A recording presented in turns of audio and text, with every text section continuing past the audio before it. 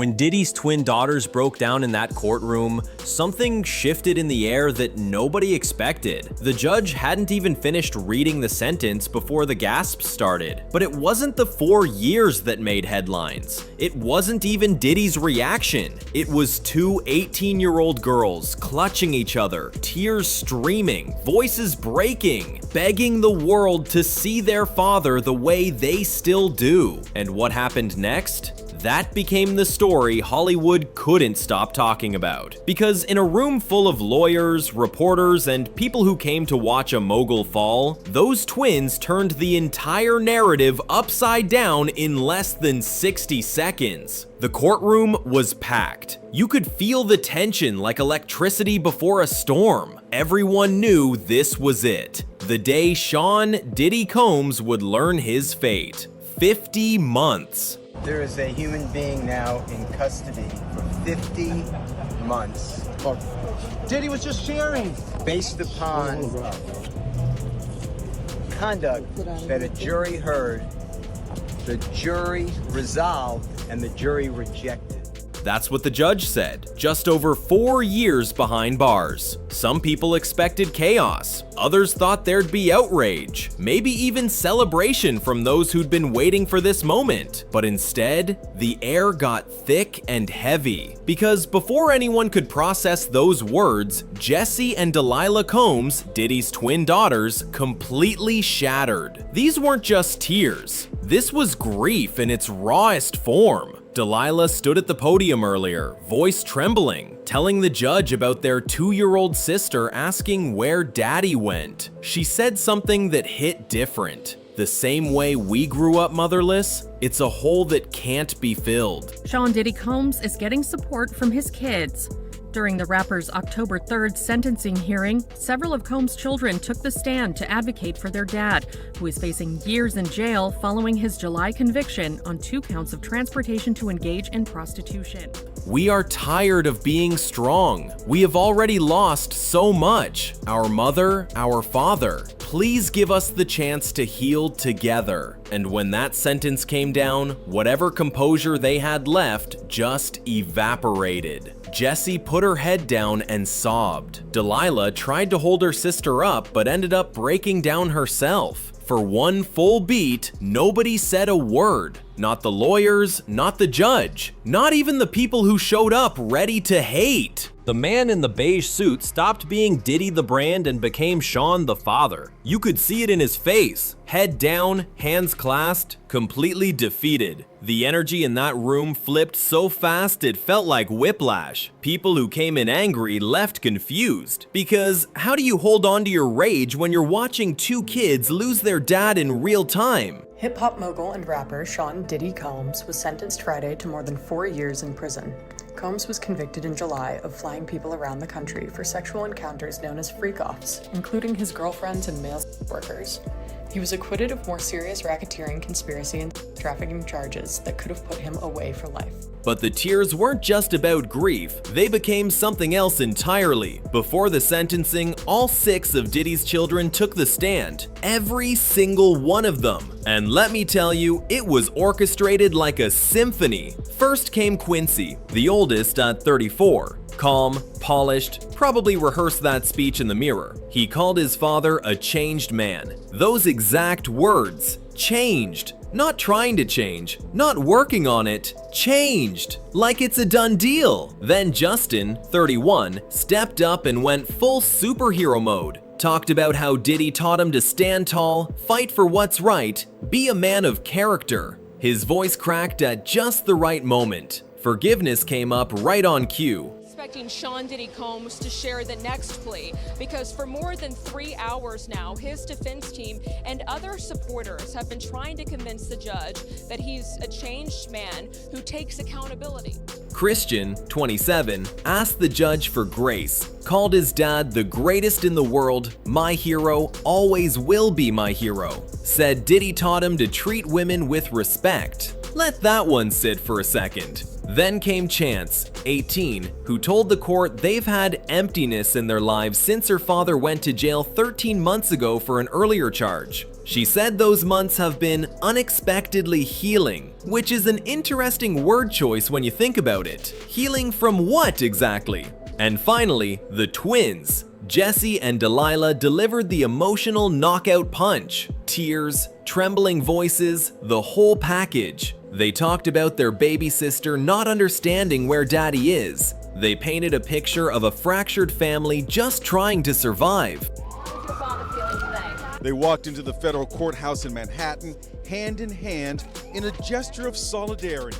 And here's the thing, those girls meant every word. They're kids. They love their dad. But intention doesn't change impact. Because the second those tears hit, the entire courtroom narrative shifted from what Sean Combs did to who Sean Combs is to his children. This is what psychologists call the halo effect. When somebody's loved ones love them hard enough, your brain starts thinking they must not be that bad. You see those girls cry and suddenly all those headlines about the fallen mogul start feeling harsh, maybe even unfair. That's not logic. That's emotion doing what it does best, overriding everything else. And in Hollywood, that's not an accident. That's strategy. Shoving, none of that kind of stuff. I know in the mics, when everyone's in there and the mics are hot, I don't want to hear anything negative.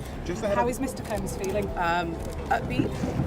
I think, obviously this is a huge deal. But this is where the story takes a turn most people miss. Diddy isn't the first celebrity to weaponize family emotion, and he definitely won't be the last. This is a playbook Hollywood has been running for decades, and it works every single time. Think about it. Chris Brown showed up on Good Morning America after the Rihanna incident, stiff and sorry, talking about growth and change. Justin Bieber went on his whole I Found God tour after years of wild behavior. Both of them allegedly studied from the same crisis manual. Step 1. Apologize just enough. Not too specific, keep it vague. Step 2. Show family or faith, something that makes you look grounded.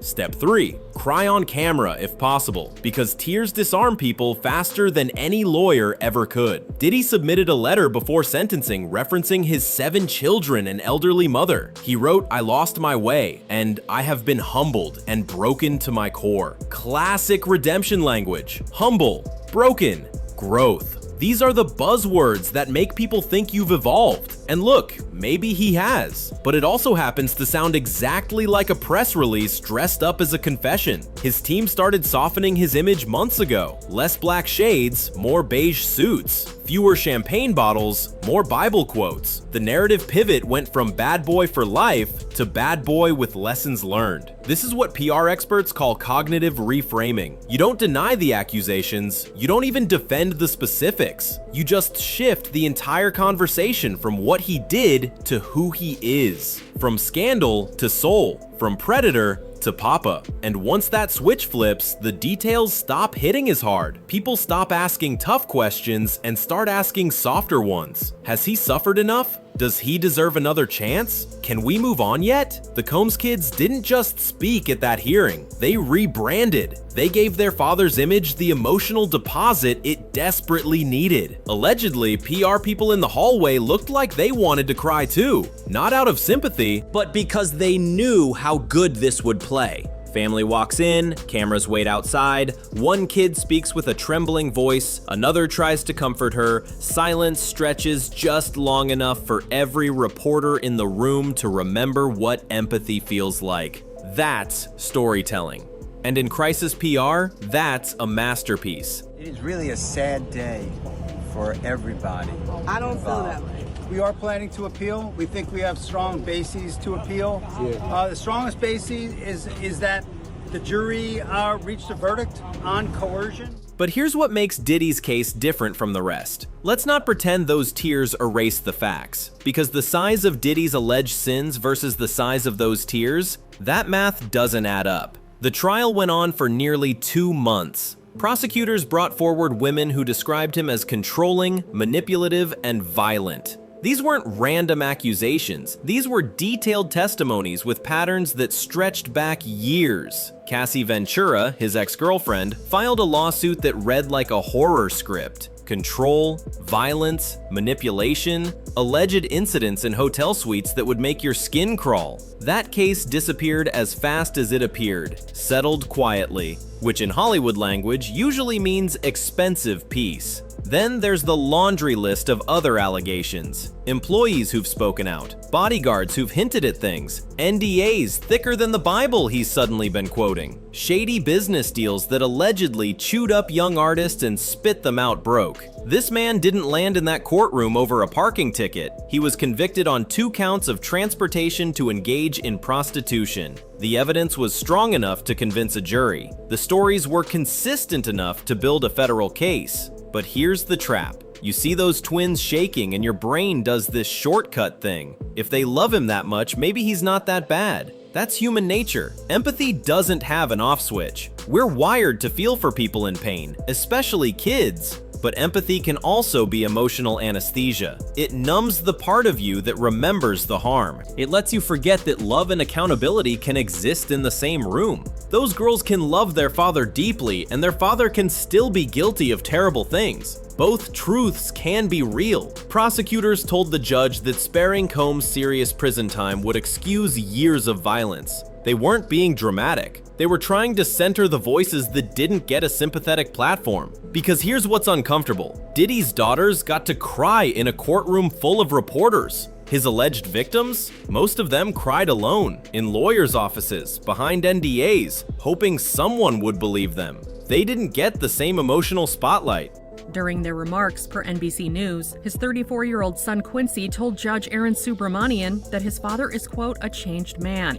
His brother, 31-year-old Justin, went on to add that he hopes his father will get the chance to right this wrong and to be the man he truly is. They didn't get family members standing up calling them heroes. The playing field was never even. So why does Hollywood keep falling for the same trick? And if you think this is just about one man's fall, wait until you hear how deep this pattern goes. Humans are wired for comeback stories. We love watching people fall, but we love even more watching them crawl back up. It makes us feel merciful, evolved, even holy. Psychologists call this redemption bias. It's why fans still debate Kanye like he's a prodigal cousin instead of a serial chaos merchant. It's why every few years the industry opens its arms to somebody we swore we'd never forgive. Hollywood survives on short memory and long sympathy. Here's how it works. When you watch someone famous for long enough, your brain starts treating them like they're part of your life. That's called a parasocial relationship. You've never met them, but you feel like you know them.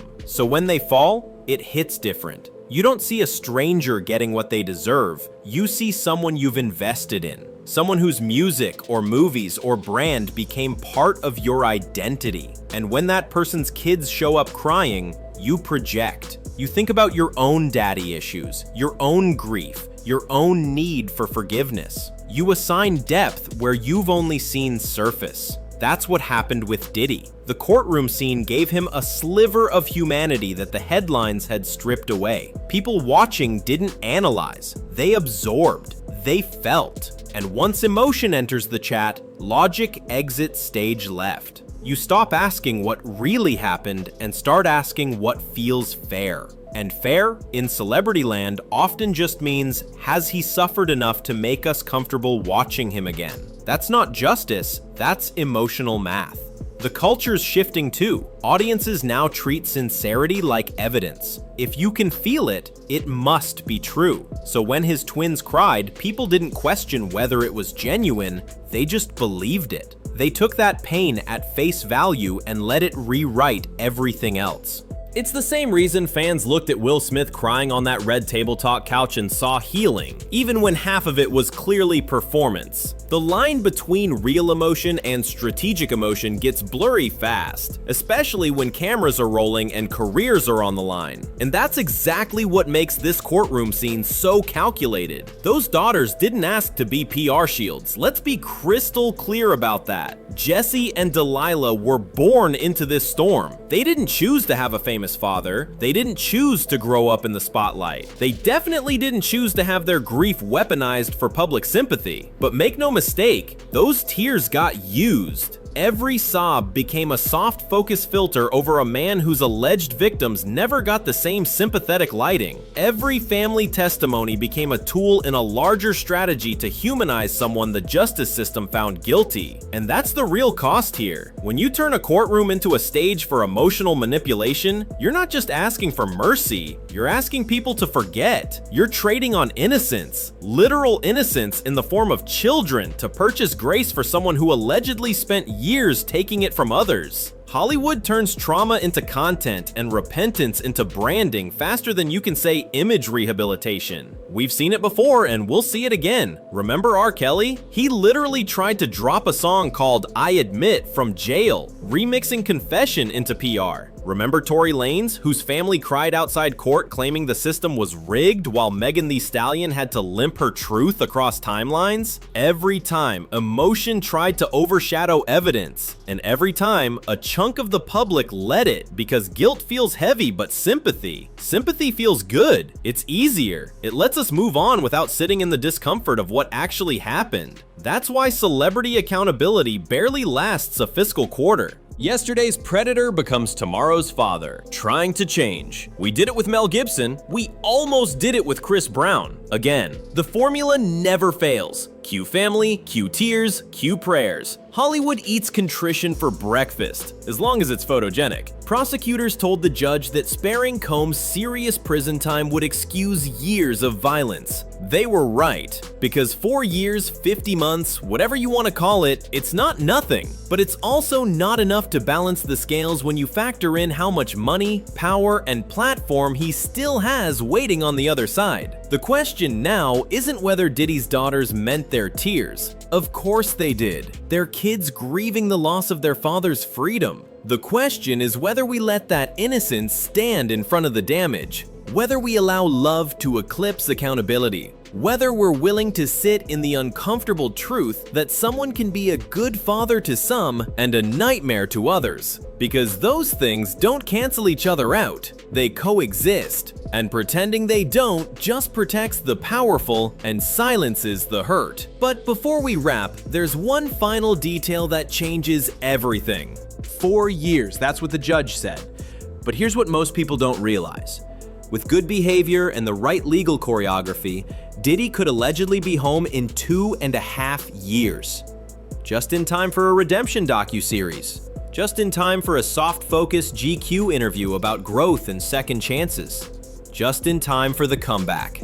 Because they all do it. Martha Stewart went to jail for insider trading and came out more marketable than ever. Gucci Mane turned prison time into a fitness and finance rebrand. Even T.I. slid from federal charges to podcast host like it was a glow-up montage. But Diddy? That's a different beast. His whole career fed off control. Control of sound, image, narrative, people. Prison isn't built for control. It's built for surrender. If he really does his time, he's going to meet the part of himself no party could drown out. Maybe he'll come out quieter. Maybe humbler. Or maybe, like so many before him, he'll step out those gates ready to remix the narrative. Not rewrite it, just remix it. Because this town forgives fast. What it doesn't forget is spectacle. The judge told Diddy there's light at the end of the tunnel for him. And you know what? There probably is. Because Hollywood's memory is short and its appetite for comebacks is endless. The same people crying in that courtroom will be the same people celebrating his return in 3 years. The same headlines calling him a monster will pivot to Diddy's redemption, a story of growth. The machine will start humming again, powered by pain it never fixed. That's the part that should make everyone uncomfortable. We're not just watching one man sentencing, we're watching the setup for his comeback. The tears weren't the end of the story. They were the trailer for the next chapter. And in Hollywood, repentance isn't the finale. It's just the next rollout. So here we are. Diddy's going to prison. His daughters cried. The internet is divided.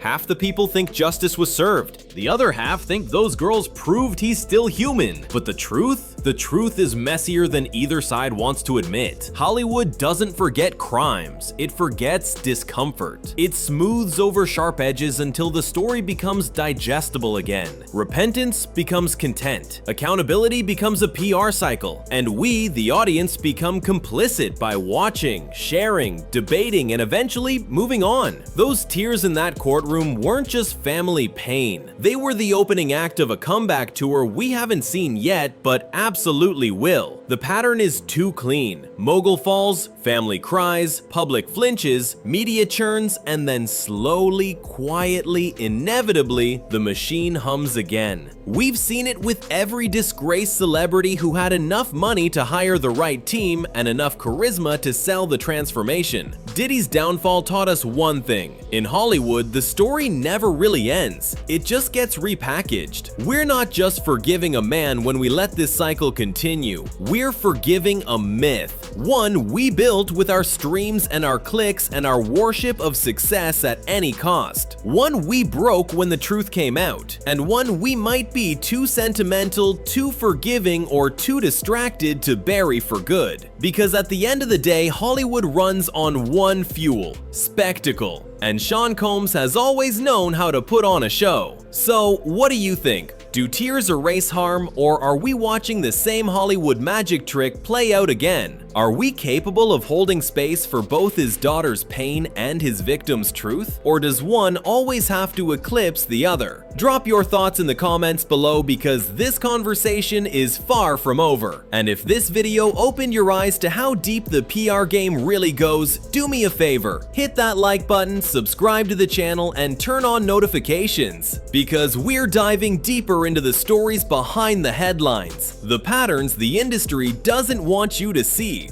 and the truth hiding in plain sight. Thanks for watching. I'll see you in the next one.